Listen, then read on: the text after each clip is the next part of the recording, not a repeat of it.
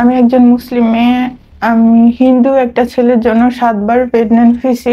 তুমি বলছো বোন যে 7বার তুমি প্রেগন্যান্ট হয়েছো, তার মানে কি তোমরা লিভিং রিলেশনে ছিলে, একসাথে ছিলে? সে আমার সঙ্গে প্রচন্ড পরিমাণের প্রতারণা করছে শুরু থেকে শেষ পর্যন্ত। ও বলছিল যে হিন্দু থেকে মুসলিম হবে, ও বলছিল যে 7 সমুদ্র 13 নদী সব পাড়ি দিবে, আমাকে সবসময় বলতো যে। আর এই এত বছরে যে আমার সঙ্গে কত টাকা নিছে তার কোনো হিসাব নাই। ফোনে যখন আমি ওকে বলি যে আমাকে বিয়ে করো, তখন সে ফোন কেটে বন্ধ করে দেয়, আমাকে পচা পচা করে বকা দেয়। আপনি দেখতেছেন, শুনতেছেন অন্য মেয়েকেও সে একই অবস্থায় ফেলতেছে, ওষুধ খাওয়াই দিচ্ছে যেন বাচ্চা নষ্ট হয়, তারপরেও আপনি তার সাথেই সম্পর্কে আসেন, তারপরে আপনি তাকে ছাড়তেছেন না কোনো মতেই। অসুবিধাটা কোথায় আসলে বোন? এই ট্রাস্টের উপরেই আজকে এত কিছু। ট্রাস্ট না, অন্ধত্ব একবার হয় ভুল, মানুষের 2বার হইতে পারে, 7বার বছরের পর বছর। আমি একজন মুসলিম মেয়ে। আমি হিন্দু একটা ছেলের জন্য 7 বার প্রেগন্যান্ট হয়েছি। আর সে আমার সঙ্গে প্রচন্ড পরিমাণের প্রতারণা করছে শুরু থেকে শেষ পর্যন্ত। ও বলছিল যে আমার জন্য হিন্দু থেকে মুসলিম হবে, ও বলছিল যে 7 সমুদ্র 13 নদী সব পাড়ি দিবে, আমাকে সবসময় বলতো যে চল আমরা মরে যাই, আমাদের রিলেশন তো। তারপর ওর আর আমার রিলেশন শুরু হয় আমি যখন ইন্টার ফার্স্ট ইয়ারে পড়ি, নিউ ফার্স্ট ইয়ার। মানে তোমার বয়স তখন 16-17, এবং তুমি বলছো বোন যে 7বার তুমি প্রেগন্যান্ট হয়েছো, তার মানে কি তোমরা লিভিং রিলেশনে ছিলে, একসাথে ছিলে? লিভিং রিলেশন কিনা আমি বলতে পারি না। ও বলছিল যে আমি তো বিয়ে করতে চাই, আমি তো বিয়ে করার জন্য এক পায়ে খাড়া, কিন্তু আমাদের যেহেতু হিন্দু মুসলিম সমস্যাটা, বাসার থেকে কেউ মানবে না, আমার বাসার থেকে কেউ মানবে না, তো আমরা একসঙ্গে থাকি। যখন আমরা কোনো সুযোগ পাবো, সুযোগ পাইলে আমি মুসলিম হয়ে যাবে, একটু সময় দাও, আমার একটু সময় দাও। তোমার তখন বয়স কত যখন তুমি ওর সাথে উঠলে প্রথম এক ফ্ল্যাটে? প্রথম আমার বয়স তখন 19 বছর বয়সে। কোন শহরে? আমি রংপুরে। রংপুরে তোমরা একসাথে থাকতে? জি, রংপুরে। তোমার কি বাড়ি ওইদিকেই? হ্যাঁ, আমার বাসা তো ওইদিকেই। হ্যাঁ, ওইদিকেই। আচ্ছা, তো রংপুরে 19 বছর বয়সে তুমি একটা হিন্দু ছেলের সঙ্গে লিভিং এ গেলে, ব্যাপারটা তো এত সহজ না বোন। জি জি জি, আমি পুরো কাহিনীটা বলি। আমি তাহলে প্রথম থেকে বলি। ওর আমার সম্পর্ক শুরু হয়, ওই যে বললাম ম্যাচে আমি ছিলাম, ইন্টার ফার্স্ট ইয়ারে পড়তাম। আর ও তখন ইন্টার পরীক্ষা দিবে, পরীক্ষা দিয়ে ফেলছে বা পরীক্ষা দিবে।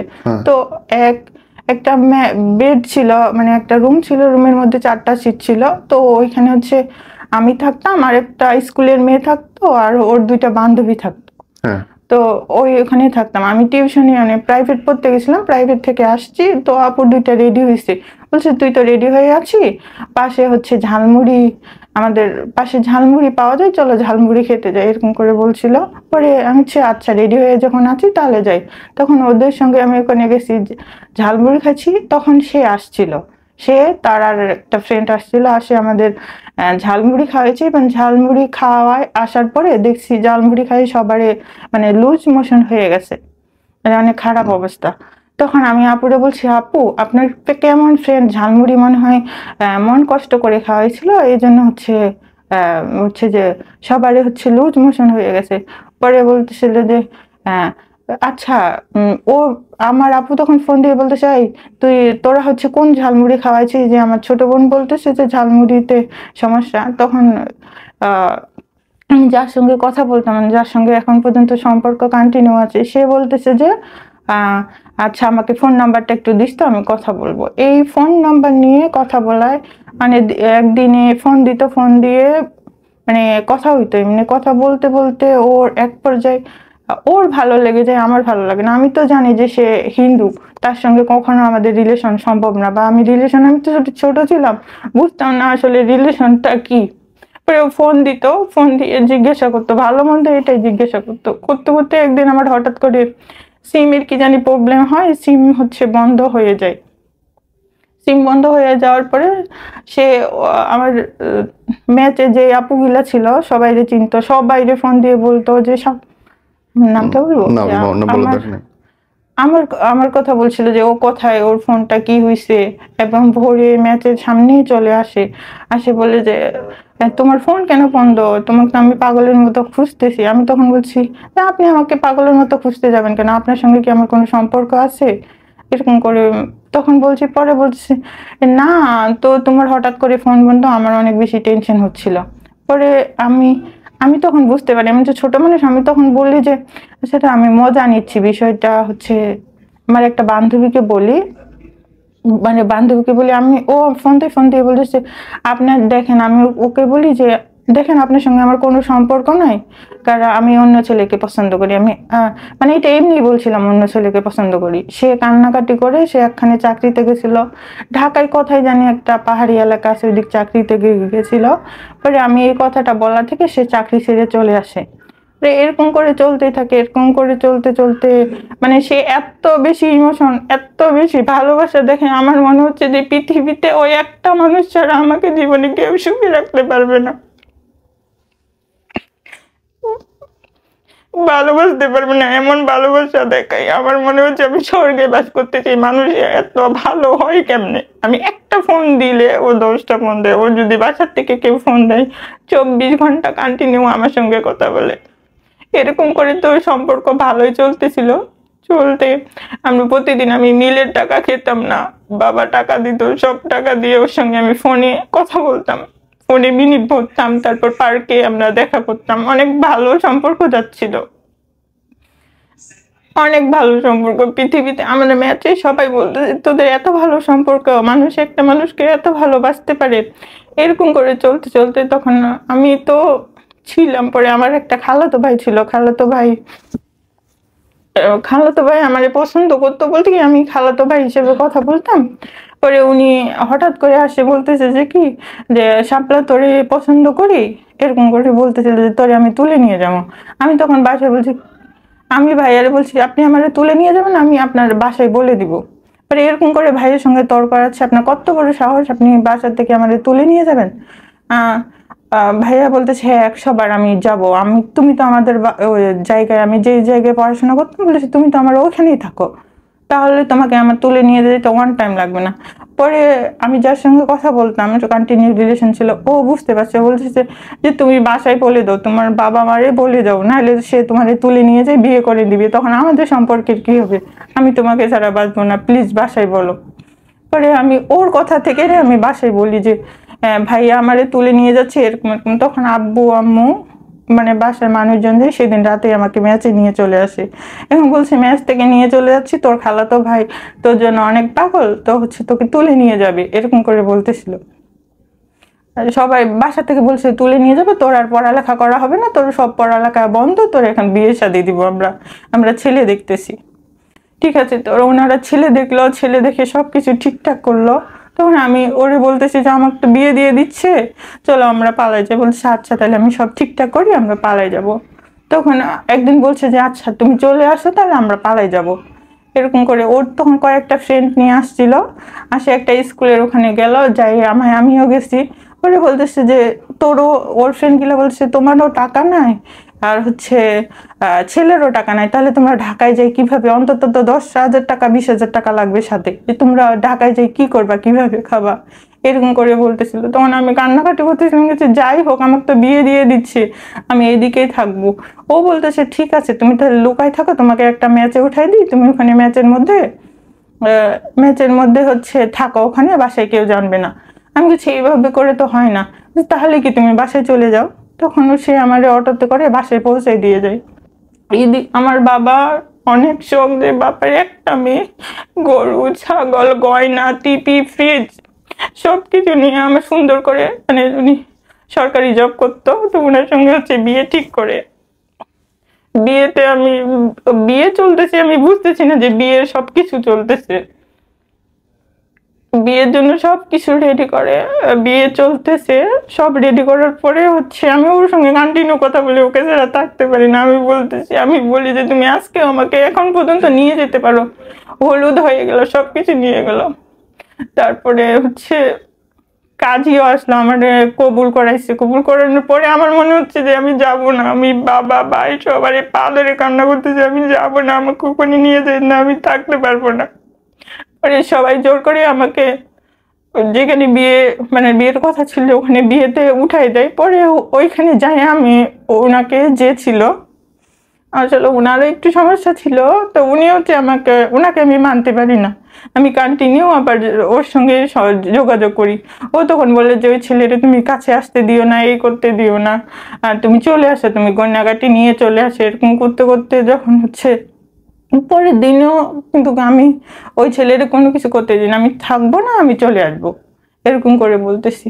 পরে আমার বাবা মা সবাই পুরা ফ্যামিলি আমারে বুঝাচ্ছে যে না তুই এরকম করিস না, প্লিজ তুই হ্যাপি হতে পারবি না, ওই ছেলে ভালো না, ওই ছেলের ধর্ম আলাদা, হ্যাঁ আলাদা, ওই ছেলের সঙ্গে তুই কোনোদিনও সুখে থাকতে পারবো না, বাবা আমাকে কষ্ট দিস না প্লিজ।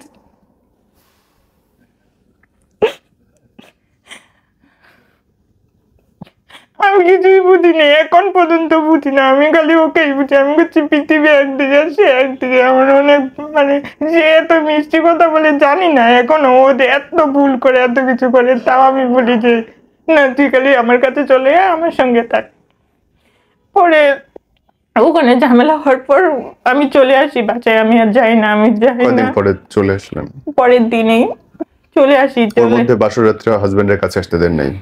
না, কিন্তু অনেক জোরাজোরি করছিল, মানে এগুলো কোনো কিছু মানে এগুলো কোনো কিছু আর কি হয় না, এরকম করে হয় না, কিন্তু জোরাজোরি করছিল।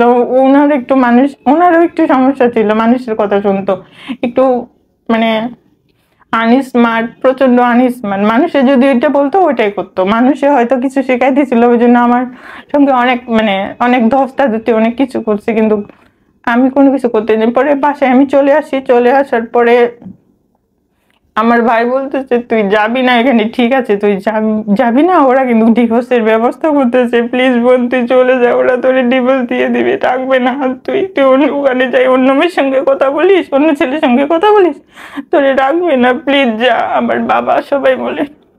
পরে আমার বাসায় নিয়ে আসে, আমার চুল মাথা পর্যন্ত ছিল, ওই চুল ধরে পুরো আঙিনা আমাকে এমন মার মারছে। আমার ফুপি, আমার বাবা, আমার চাচা সবাই মারে আমাকে, হসপিটালে ভর্তি করছে চুল টেনে। পরে হসপিটাল থেকে আসছি, আমি আবার ওর কথা বলতেছি যে আমি ওর সঙ্গে যাবো, আমি আর ওখানে যাবো না, আমি থাকবো না, আমি ওখানে যাবো না, এরকম করে বলতেছি। পরে আমার ভাই ইট নিয়ে যায়, আমার পায়ের মধ্যে বাড়ি দেয়,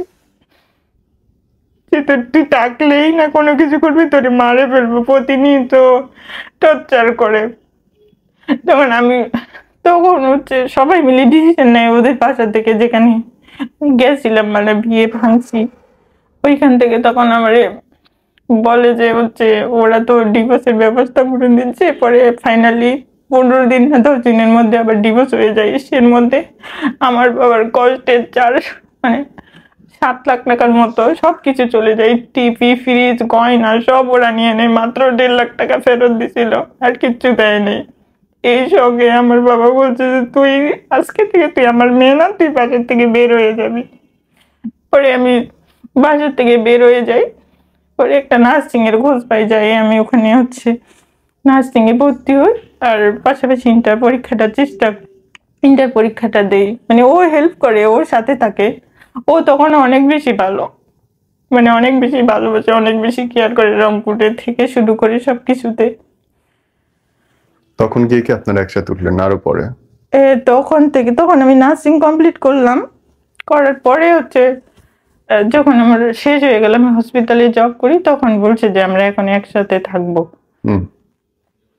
তখন থেকে একসঙ্গে থাকা শুরু করি, সবাই জানে। কত সালে সেটা মনে নাই, 20 সালে না, ওকে 21-20 সালে মনে হয়, 20 সালের দিকে। তখন আমরা হচ্ছে একসঙ্গে থাকা শুরু করি, পরে ভালোই সম্পর্ক যাচ্ছিল। তারপর আমিও অনেক বেশি, আমি বলতাম তুই চলে যা, আমি ওরে বলতাম তুই চলে যা। ও আমার বলতেছে যে তুমি অন্য ছেলের সঙ্গে কথা বলো, যে ক্লিনিকে চাকরি করো, ওই লোকগুলা কি তোমার পছন্দ করে? আমি বলছি না, আমি কারোর সঙ্গে তো কথা বলি না। ও বলতেছে যে ম্যানেজার তোমারে ফোন দেয়। আমি বলছি না, কেউ আমার সঙ্গে কথা বলে না এরকম করে। তখন সে কিন্তু কন্টিনিউ সিমি নামে একটা মেয়ের সঙ্গে গ্রামে রিলেশন করে। আমার কাছে 5 দিন থাকে, গ্রামে যায় 7 দিন থাকে। তখন একটা মেয়ের সঙ্গে রিলেশন করে। এরকম করতে করতে তখন বুঝছি যে রংপুরে তো অনেক কম স্যালারি, আমাকে তো যা কিছু করার করতে হবে, আমি ঢাকায় যাব। তখন ও সম্পর্কটা যখন জানতে পারি তখন আমি মানসিকভাবে অনেক ভেঙে পড়ি। তারপর আমি বলি যে আমি ঢাকায় যাব, ঢাকায় যাই কিছু করবো। ঢাকায় গেলে আমি শুনছিলাম যে ঢাকায় গেলে অনেক বেতন, ভালো হসপিটাল সবকিছু পাওয়া যায়। পরে ওই যে আপুদের সঙ্গে যোগাযোগ করে অনেক কষ্টে আসে। 2 মাস আমি খাই না খাইয়ে থাকি। 2 মাস যখন ওখানে এসেছিলাম তখনও প্রেগনেন্ট ছিলাম। আর প্রথম প্রেগনেন্ট হচ্ছে রংপুরে, আরো 2বার হয়েছিলাম।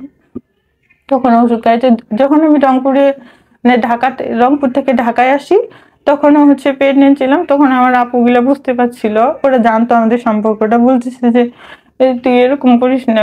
হচ্ছে আমি তখন ওখানে আসে 2 মাস ছিলাম, যে কিছু খেতেই পারিনি, কোনো কিছু খেতে পারতাম না।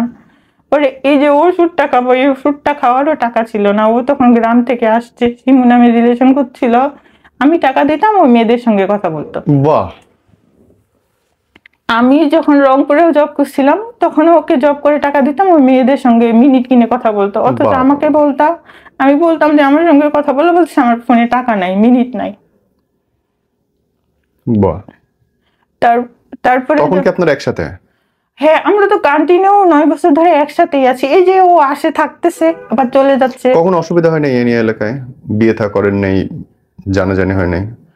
এলাকায় বলতে রংপুরে যে অসুবিধা হচ্ছিল তখন কাগজটা দেখাইতো, ওই যে ভুয়া কাগজ। কি কাগজ করছে দেখে?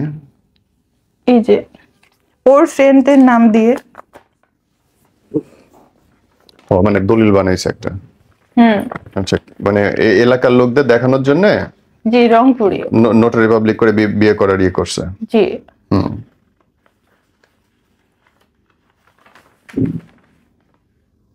2021 সালের এপ্রিল মাসে। জি, আমার যখন 2টা বেবি তখন অলরেডি নষ্ট হয়ে গেছে, ওরা বুঝতে পারতেছে। তখন মানে আমি যাতায়াত করতাম তো মানুষের নজরে পড়তো যে কে এটা মেয়ে, মানে পড়তো। আর ও তো একটু পাতলা পুতলা ছিল, দেখে মনে হইতো না আমার সঙ্গে মানে লাগতো। তখন মনে হইতো না যে স্বামী স্ত্রী আসলে, ওই জন্য মানুষজন নজরে পড়তো। প্রেগনেন্ট হওয়ার পরে তার কি ছিল, তার অভিব্যক্তি কি ছিল? কি ও বলতো যে আমি তো এখন কিছু করি না, এখনই বাচ্চা নিব, আমরা তো দুজনেই ছোট আছি, এখনই আমিও তো বাচ্চা আছি, এরকম করে বলতো। সে বাচ্চা আছে, সে ছোট আছে, এরকম করে বলতো। পরেও আমি একবার হইতে পারে, 2বার হইতে পারে, 7বার আপনি বাচ্চা ওই যে ফেলবেন? ওর কথাতে আমি অন্ধ, প্রচন্ড অন্ধ। সে বলতো যে এখনই বাচ্চা নষ্ট করো, কি খাওয়াবা, তুমি দেখো, তুমি তো জব করো, তুমি তো নিজেই চলো, যে বাচ্চা হলে তো চলতে পারবে না, আর বাচ্চার কি পরিচয় দিবা এখনই। আমি তখন বলি কেন, তুমি তো আছো, তোমার পরিচয়, মানে আমি তো তোমার পরিচয় বাঁচবো। এখন তুমি যাই হোক, হিন্দু মুসলিম যাই হোক, যেই জাহানাই হোক, এখন আমি তো তোমার সঙ্গে আছি, তো তোমার পরিচয় তো আমার পরিচয়। কারণ তোমার পরিচয় যদি আমার পরিচয় হয় তাহলে বাচ্চার পরিচয় সেম হবে। বলতেছে এগুলো কি সমাজ মানবে, কি বলবে, কি হবে, এগুলা কি বুঝো না, একটু আমাকে সময় দাও, সময় মতো সব ঠিক হয়ে যাবে। আর এর মধ্যে আপনি ওর বাড়িতে বা বিয়ের প্রস্তাবের জন্য বলেন নাই যে বিয়ের প্রস্তাব পাঠাবে? আমি বারবার করে বলছি চলো আমরা বিয়ে করে ফেলি, চলো তুমি কি করতে বলতেছো সবকিছু আমি রেডি করি। আমি তখন বলছিলাম যে আচ্ছা তুমি যখন, ও কিন্তু আমার কথা দিছিল হাতে হাত রেখে, মানে 3-4 বছর রিলেশনের শুরু থেকে, যে সে মুসলিম হয়ে যাবে, সে মুসলিম হবে, সে মুসলিম হবে, এরকম করে বলছে তোমাকে তোমার কোনো কিছু করতে পারবে না। যখন এই সম্পর্কের মধ্যে এত কিছু হয়ে যাচ্ছে, যে বাচ্চা নষ্ট করা থেকে শুরু করে সে অন্যজনের সঙ্গে, সে তখন পাল্টি মারছে। এখন বলতেছে যে তুমি হচ্ছে অন্য কিছু করো, এরকম করে বলছে। মানে অন্য কিছু করো মানে কি?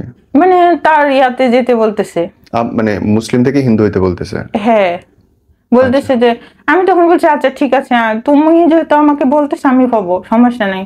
আমি তখন বলতেছি যে এগুলা করলে তো অনেক সমস্যা হবে, আমি যেহেতু মুসলিম, চলো আমরা স্পেশাল ম্যারেজ যেটা করে, তুমি তোমারটা থাকবে, আমি আমারটা থাকবে। এই জন্য আমি অনেকবার টাকা জমাইছি, ওরে বলি যে তুমি চলে আসো প্লিজ, আমরা হচ্ছে তুমি এই ম্যারেজ রেজিস্ট্রি করে আবার বাসায় চলে যাও।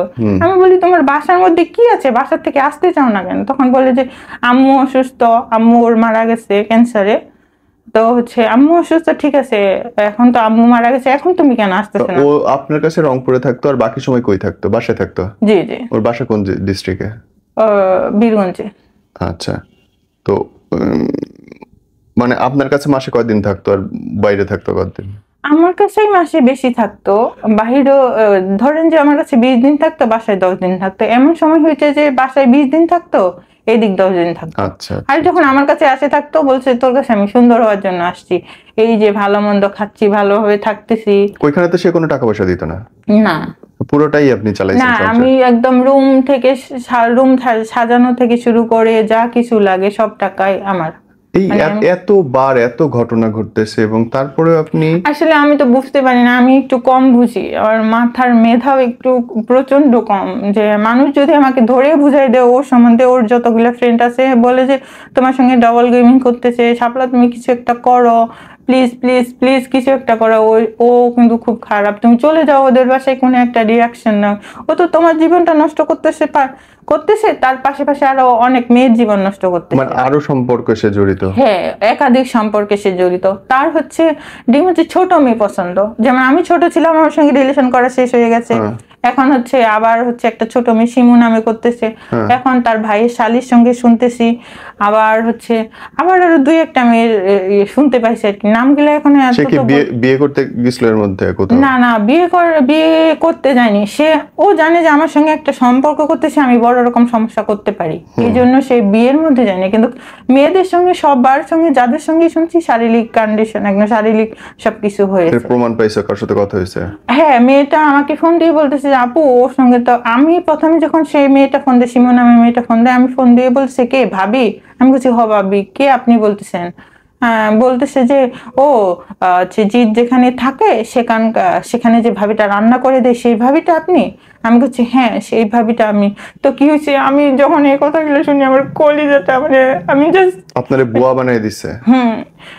আমার এত কষ্ট লাগছিল। আমি তখন বলতেছি যে কি সম্পর্ক তোমার সঙ্গে, আমি আরো করে বলতেছি ওর সঙ্গে তো আমার 3 বছরের সম্পর্ক, ও আমাকে প্রচন্ড ভালোবাসে, আমিও তার প্রচন্ড ভালোবাসি। তো তোমাদের মধ্যে কি কি হয়েছে? যে আমাদের মধ্যে সবকিছু হয়েছে, ও রাতের বেলা আসে, আমাকে হচ্ছে বাচ্চা নষ্ট করার ওষুধ পর্যন্ত দিছে, সেই মেয়েটা বলছিল। এগুলা যখন আমি শুনি তখন আমি প্রচন্ড টমাতে চলে যাই, আমি মরতে যাই। আমি বলছি যে তুই যাই করিস, তুই আমাকে বল যে শাপলা তোরে আমার ভালো লাগতেছে না, তুই আমার সঙ্গে থাকবি না। কথা তোর আমাকে ভালো লাগতেছে না, থাকবি না, আমি সরে যাবো পৃথিবী একদিকে, তুই ভালো থাকে, আমি এটাই চাই। এরকম করে বলতে, ও বলেই না যে না আমি তোমার সঙ্গে থাকবো না, কোনো কিছু করবো না, বলছে না আমি তোমার সঙ্গেই থাকবো, এরকম করে বলে আমার জন্য। আর এই এত বছরে যে আমার সঙ্গে কত টাকা নিছে তার কোনো হিসাব নাই। আমি যখন ঢাকা থেকে রংপুরে আসি, আমি যেহেতু নার্সিং একটা ভালো সেক্টরে আসি, 25, 20, 30 মানে যেই মাসে যেই বেতন আসে ওগুলো পাই, ওকে ফোন নিয়ে দেই, টাকা নিয়ে কি করে জানি না, আমি এদের পিছনে করে বাজি করে না কি করে, এগুলো আমি কোনো কিছু জানি না। কিন্তু ইদারিং 7 মাস ধরে ওকে আমি কোনো টাকা দেই নাই। এই জন্য এখন সম্পর্ক খারাপ হয়ে গেছে? সম্পর্ক খারাপ হয়ে গেছে কিনা, আমি তো গ্রামে এতদিন ওর নামে আমি খোঁজ নিতে চেষ্টা করি না, আমার খোঁজ নিতে ভালো লাগে না। আমি চাকরি করি, আবার ওর টেনশন, আবার চাকরিতে গেলে আমার আসলে কিছু মনে থাকে না। আমি তো একজন সিস্টার, এখন আমি যদি রুগীর সঙ্গে ভুলভাল ইনজেকশন বা ওষুধ প্রয়োগ করি বা কোনো কিছু করি, নিজের কন্ডিশনই ভালো থাকে না, মন মানসিকতা ভালো থাকে না, এত কিছু জানতে চাই না। পরে হঠাৎ করে ওর গ্রামেরই, এখন যেহেতু আমি প্রচন্ড প্যারাট্রমার মধ্যে আছি, আমি যা জানতে চাচ্ছি সে কেন আসতে চাচ্ছে না। তার বাবা তো এখন বাসায় একলা থাকতে পারবে, এখন বাবার অজুহাত দিচ্ছে যে মা মারা গেছে, বাবা এখন বাবাকে। এখন আপনি চাইতেছেন সে আপনার কাছে আসুক, বিয়ে করুক, এটা চাচ্ছেন না? না, কেন চাচ্ছি না, আমি তো বিয়ে করাই চাচ্ছি। তাহলে বিয়ে করা চাচ্ছে, তাহলে প্রেশার দেন নাই কেন? প্রেশার দিচ্ছি তো, আমি কিভাবে প্রেশার দিব? আমি বললাম আমার প্রেশার দেওয়া মানে ওদের বাসায় চলে যাওয়া, আর কিভাবে প্রেশার দিব? আপনি ওদের বাসায় কখনো গেছেন? না, ফোনে যখন আমি ওকে বলি যে আমাকে বিয়ে করো, তখন সে ফোন কেটে বন্ধ করে দেয়, আমাকে পচা পচা করে বকা দেয়, মানে প্রচন্ড নোংরা ভাষায় বকা দেয়। 7 বার আপনি এক্সপেক্টিং গর্ভবতী, এবং 7 বার আপনার বয়ফ্রেন্ড যার সঙ্গে ধর্মীয় আপনার বিভেদ আছে, ধর্মীয় বিভেদ নাই থাকতে পারে, বিয়ে হয় এরকম, কিন্তু আপনি দেখতেছেন শুনতেছেন অন্য মেয়েকেও সে একই অবস্থায় ফেলতেছে, ওষুধ খাওয়াই দিচ্ছে যেন বাচ্চা নষ্ট হয়, তারপরেও আপনি তার সাথেই সম্পর্কে আসেন। তারপরে আপনি তাকে ছাড়তেছেন না কোনো মতেই, অসুবিধাটা কোথায় আসলে বোন? অসুবিধাটা আসলে কোথায়, আমি তাকে প্রচন্ড পরিমাণে ভালোবাসি। সে বলতেছে যে শিমুর তো এখন বিয়ে হয়ে গেছে, এখন তো আমি কারোর সঙ্গে কথা বলবো না। পৃথিবী একদিকে, আমি আর কথা বলি, একবার ভুল করছি, মানুষের তো ভুল হয়, আমার একবার ভুল হয়ে গেছে, আর কোনো কিছু হবে না। ও যখন আমার সঙ্গে আসে, এবং ওর এই গেমগুলো আপনার মনে হচ্ছে যে এটা ভালোবাসা? আসলে আমি তো প্রচন্ড সাদাসিধা, আর আমি যখন বাসার থেকে নিয়ে আসি, আমাদের গ্রামের মানুষগুলো বলতো যে এর রাস্তাটা পার হইতে পারে না কিভাবে, সে ঢাকায় যায় কাজ করে খাচ্ছে। আমি তো খালি মানে আমি পৃথিবীর কোনো কিছু বুঝি না, ওকে বুঝি। ও যদি বলে ডানে চলো ডানে চলি, ও যদি বলো যে এখন রাত এখন দিন, এখন দিনে, এখন রাত এখন রাতেই, মানে উল্টাটা যদি বলে সূর্যটা পশ্চিম দিকে উঠছে, আমি এটাই বিশ্বাস করি, আমি প্রচন্ড বিশ্বাস করি। এই ট্রাস্টের উপরে আজকে এত কিছু। ট্রাস্ট না, এটা অন্ধত্ব। এটা অন্ধত্ব। একবার হয় ভুল, মানুষের দুইবার হইতে পারে, 7 বার, বছরের পর বছর, এটা অন্ধত্ব। ও বলতেছে যে আমাদের তো বিয়ে হয়ে গেছে, এই যে কাগজ, বিয়ে হয়ে গেছে। তাহলে ওরা উঠাই নিতে বলো বাসায়। হ্যাঁ, বলতেছে যে এই যে কাগজ, এই যে হচ্ছে আমাদের বিয়ে হয়ে গেছে, আর হচ্ছে এই কাগজ তো ফেক কাগজ, যে কাগজ দিয়ে বিয়ে করাইছে তো ফেক কাগজ। আরেকজনের এনআইডি দিয়ে, তার ছবি দিয়ে সে দায় সারা ভাবে কাজ করে রাখে। এবং এটা জালিয়াতি, এটা দিলে কেস করলে সে 14 বছরের জেলে যাবে সে। তারপরে সে বলছে, হাতের লেখা রয়েছে, আরেকটা কথা বলছে যে আমি তো তোমার সিঁদুর পরাই দিছি, তুমি তো ধর্মীয় মতে আমার বউ, তাহলে তুমি কেন বলো? আর উঠাই নাও, তাহলে বউয়ের দায়িত্ব, জামার দায়িত্ব পালন করে উঠাই নাও। আমি টাকা দিতে না পারো বাসায় রাখো, চলে যাই বাসায় চলে যাই। বলতেছে আসো, তুমি যদি চাকো, তোমাদের মুসলিম গিলা, তুমি যে হিন্দু থেকে মুসলিম হবা, মুসলিম থেকে হিন্দু হবা, তোমাকে সবাই পিটাই মারবে, এরকম করে বলতেছে। তুমি যদি আমার বাসায় আসো, গ্রামের সব মানুষ নিয়ে চলে যাবে। তুমি আমাকে ভয় দেখাচ্ছে আর কি, তোমাকে নিয়ে চলে যাবে গ্রামের সব মানুষ, তোমাকে তখন পিটাই মারবে, তখন তুমি কি ধর্মান্তরিত না হন। আপনার স্পেশাল ম্যারেজ তো দুনিয়ার সব জায়গায় আছে, আপনি আপনার ধর্ম করবেন, ও ধর্ম করবে, যদি একই প্রেম থাকে। এই কথাটা ওরে বলছি, আমি বারবার করে বলছি যে আমি স্পেশাল ম্যারেজে সব কাগজপাতি রেডি করতেছি। আমি কয়টা উকিলের সঙ্গে কথা করবে না তো, সে তো করবে না, সে তো আপনাকে ভোগ করতেছে রীতিমতো। হ্যাঁ, এখন ওর ভাই আর বাবার কথা হচ্ছে, কথা হয়েছে ওদের সাথে আপনার? না, আমি ফোন দিছি, ওর ভাইয়ের সঙ্গে কথা হয়েছে। ওর ভাই বলতেছে সময় দেন, আমার আম্মু তো কিছুদিন আগে মারা গেল, 9 মাস হয়েছে ওর আম্মু মারা যাওয়ার, 7-8 মাস হয়েছে। যখন ওর আম্মু মারা যাওয়ার 5 মাস হয়, তখন ওর ভাইয়ের সঙ্গে কথা বলছি, দেখেন দাদা এরকম এরকম করতেছে, যে হচ্ছে আমি কি করবো এখন। বলতেছে যে জিৎ যেটা বলতেছে সেটাই, ওর বাইরে তো কিছু করবো না। স্বাভাবিক, ছেলে বড় হইলে কি বলবে। হ্যাঁ, কিন্তু তারপরে তো ফ্যামিলির একটা দায়িত্ব আছে। দায়িত্ব থাকে না, দায়িত্ব থাকে কিন্তু কোনো, কিন্তু সে যখন তার নিজের শালীর সঙ্গে এই লটর পটর শুনতেছে, তখন তো আমাকে বলে নাই যে আমার শালীর সঙ্গে সে এত খারাপ সম্পর্ক। আপনাকে বলবে কি? আপনি কে? হ্যাঁ, এটাই তো, আপনি তো কেউ নয় পরিবারের, বরং আপনার জন্য ওদের অনেক ঝামেলা হচ্ছে। হ্যাঁ, এটা আপনি আপনার জীবন শেষ করছেন ওদের জন্য, কিন্তু আপনার জন্য ওদের ঝামেলা হচ্ছে, বিকজ আপনি ভালোবাসেন, এবং অকৃত্রিম ভালোবাসা বা পাগলামি ভালোবাসা। জি, আমি এগুলা শোনার পরে আমি ডিউটি করতে পারি না, আমি অফিস চেঞ্জ করি, এটা হসপিটাল চেঞ্জ করি। 2 দিন পরে আমারে বলে যে আপনার কাজ ভালো না, আপনি কাজ পারেন না। তারপরে আমাকে এই হসপিটাল বের করে দেয়, এই কাজে বের করে দেয়। আমি কালকে একখানে ডিউটি করতে গেছি, আমাকে অপমান করে বের করে দিয়েছে, কারণ আমি মানসিকভাবে অনেক ডিপ্রেস। আমি একটা জিনিস ওইখান থেকে ওখানে নিয়ে যাচ্ছি, যে ওষুধটা আমি চিনি, হাজার করছি, আমি কিন্তু একজন সিস্টার হিসাবে অনেক ভালো সেবা দেই বা অনেক ভালো কাজ করি, কিন্তু এখন আমি ওই কোনো কাজই করতে পারতেছি না, মানুষের বকা খাচ্ছি উল্টা। ইভেন অফিস গেলে আমার অনেক বেশি সুনাম করতো যে না, এই মেয়েটা অনেক ভালো কাজ করে, অনেক ভালো সার্ভিস দেয়। সেক্ষেত্রে এখন আমি তো নিজের কাজেই, আমি এখন বলতেছি যে নিজের কাজেই আমি, এর আগে তো নিজের কাজও করতে পারতেছি না, আবার সুইসাইড অ্যাটেম্প করার যে কতবার চেষ্টা করছি, পালিয়ে দিয়েছিলাম, পুরো শরীর কালো হয়ে গেছিল। তারপরে আমি কোনো মতো করে বেঁচে গেছি। আমি কত আপনার এই ঘটনাগুলোকে যদি আপনি বলেন, যারা দেখতেছে ওরা যদি শিখতে চায়, কি শিখবে বলেন তো আপনার জীবন থেকে? আমার জীবন থেকে শিখবে যে কাউকে কখনো অন্ধ বিশ্বাস করতে যাবে না, আর অন্য জাতির ছেলের সঙ্গে কোনো ছেলেকেই বিশ্বাস করতে লাগবে না। বিশ্বাস করার আগে ডকুমেন্টস, কাগজ আগে ফ্যামিলিকে জানিতে হবে। এভাবে লুকো চুরি, এই বাচ্চা নষ্ট করে এই খেলা গেলে যেন না গেলে আমার আমার প্রথম বেবিটা যদি আজকে ডাকতো, আজকে 7-8 বছর বয়স হয়ে যেত, হয়তো ও আমাকে ছেড়ে গেলে ওদের সঙ্গে থাকতো। আমার খুব আফসোস হয়, আমি নেক্সট ডে মা হইতে পারবো কিনা সেটাও আমি জানি না। কারণ এতগুলো বেবি নষ্ট করার পর আমার শরীরের কন্ডিশন অনেক খারাপ। আমি হাঁটতে পারি না, আমার সবখানে ব্যথা, পেটে ব্যথা, কোমর ব্যথা, মানে এই মেডিসিন গুলো খাইলে এরকম সমস্যা হইলে সাইড এফেক্ট পড়বেই। কেন আমার পড়া শুরু হয়ে গেছে, আমি প্রচন্ড অসুস্থ। আমি ছিলাম কেমন, হয়েছি কেমন, আমি 24 ঘন্টার মধ্যে 2 ঘন্টা ঘুমাইতে পারি না, ভাত গিলা খাইতে পারি না, একটা কল ভাত খাইতে পারি না। আমি আপনাদের সবাইকে বলবো আমারে মাফ করে দিবেন প্লিজ প্লিজ। আমি অনেক বড় ভুল করছি। সবাই আমাদের মুসলিম ভাই যারা আছে সবাই আমাদেরকে ক্ষমা দৃষ্টিতে দেখবেন আর আমার জন্য দোয়া করবেন। আমাকে ক্ষমা দৃষ্টিতে দেখবেন প্লিজ, আমি ভুল করে ফেলছি, আমি অনেক অবুঝ ছিলাম, আমারে মাফ করে দিবেন। আপনি হিন্দু হওয়ার মতো সিদ্ধান্ত নিয়েছেন ধর্ম চেঞ্জ করার।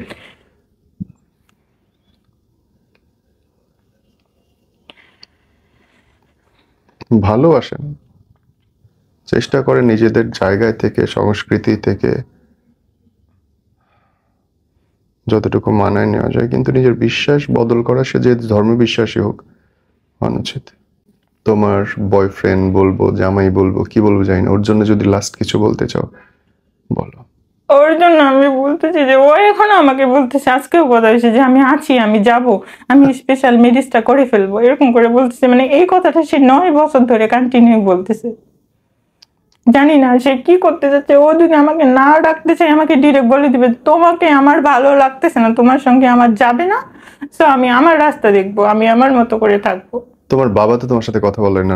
না, আমার বাবা কথা বলে না। আমার বাবা যদি এখন এগুলো জানতে পারে, বা আমার ফ্যামিলি, আমার গ্রামবাসী, জানি না আমার ফ্যামিলিকে কি করবে বা আমাকে কি বলবে, ঢুকতে দিবে না। আমি তো গ্রামে যাই না, এখন যেতে পারি না, কারণ আমার প্রতিটা মানুষই জিজ্ঞাসা করে, ওই যে এই সমস্যা করে বিয়ে টিয়ে ভাঙে, সংসার না করে ওইদিকে এখন যে এইভাবে করে সন্ন্যাসীর মতো করে আছে, ওই ছেলে তো কোনোদিন নিবে না, ওই ছেলে ঢুকাবে না, ওই ছেলে তো খারাপ, এরকম করে বলে।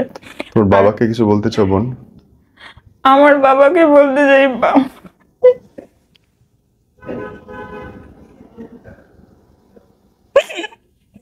আমি বাবার রাজপুত্র ছিলাম, ছোট্ট একটা রাজকন্যা ছিলাম। আমার বাবা, আমার কত আশা ছিল আমার প্রতি, আফসোস করে কখনো ফোন দেয় না, কাউরে জিজ্ঞাসা করে না।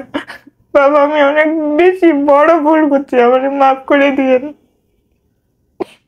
আমাকে মাফ করে দিয়েন প্লিজ। মিস করেন না বাবার সাথে কথা বলা?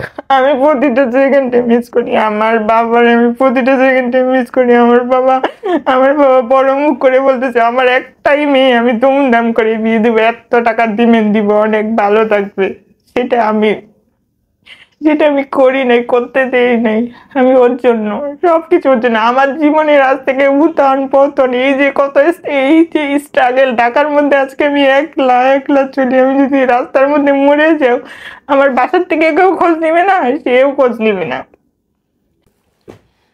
এই ভিডিওটা শেয়ার করবেন, কেন কি মানুষের জানা দরকার, প্রেম বলে, আবেগ বলে আপনি যার জন্য দুনিয়া সব ছেড়ে দিচ্ছেন, দিন শেষে সেও আপনাকে ছেড়ে যাবে, এটা গ্যারান্টি। লিখে নেন। আবেগ ভালো, অনুভূতি ভালো।